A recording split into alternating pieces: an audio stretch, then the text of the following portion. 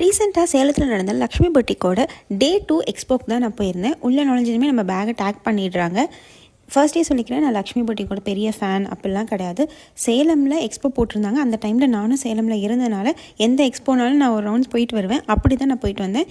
என்னோட ஜென்யூனாக நான் ஒவ்வொரு சாரியும் பார்த்து என்ன ஃபீல் பண்ணேங்கிறத உங்கள் கூட நான் ஷேர் பண்ணியிருக்கேன்.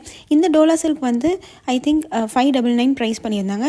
எஸ் ஓகே அப்படிங்கிற மாதிரி தான் எனக்கு இருந்தது. ஆனால் எனக்கு ரொம்ப பிடிச்சது வந்து இந்த செட்டிநாடு காட்டன் 1499 சம்திங். பட் ரொம்ப சாஃப்டாக இருந்தது, குவாலிட்டியாக இருந்தது.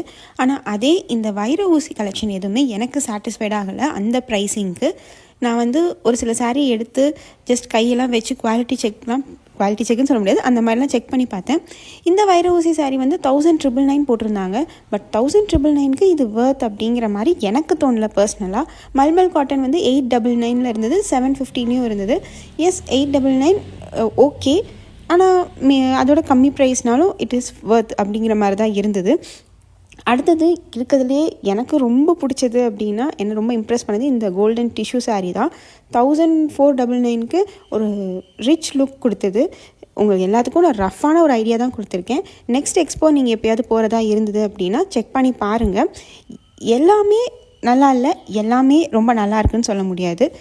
ஒரு சிலதெல்லாம் வந்து அந்த ப்ரைஸ்க்கு வர்த் இல்லைன்னு தோணுச்சு. ஒரு சிலதெல்லாம் வந்து ஓகே இந்த ப்ரைஸ் கொடுத்து இது வாங்கலாம் அப்படின்னு தோணுச்சு. அந்த டிஷ்யூ சாரீலாம் எஸ் 1499க்கு ரொம்ப நல்லா இருந்தது அப்படின்னு தான் ஃபீல் ஆச்சு.